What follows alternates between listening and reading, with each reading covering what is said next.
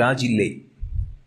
అసలు ఆ తల్లిని ఆరాధన చెయ్యనటువంటి వారు లోకంలో ఎవ్వరూ ఉండరు. ఒక్కొక్కరు ఒక్కొక్క పేరుతో ఉపాసన చేస్తారు. ఒక్కొక్క రాష్ట్రంలో ఒక్కొక్క ప్రాంతంలో ఆవిడ ఒక దివ్యమైనటువంటి తేజస్సుతో ఆవిర్భవించింది.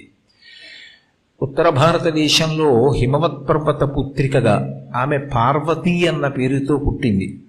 దక్షిణ భారతదేశం చిట్ట చివర కన్యాకుమారి క్షేత్రం దగ్గర కన్యాకుమారి అన్న పేరుతో వెలిసింది. అలాగే కేరళ రాష్ట్రంలో భగవతి అని కొనియాడబడుతుంది. కర్ణాటక రాష్ట్రంలో ఆమెని చాముండేశ్వరి అని కీర్తిస్తారు. అదే తల్లి మళ్ళీ తమిళనాటకి వచ్చేటప్పటికి పాండ్యరాజ్యం దగ్గరికి వచ్చేటప్పటికి మీనాక్షి అని కీర్తింపబడింది. అదే తల్లి తుండీర మండలంలో అంటే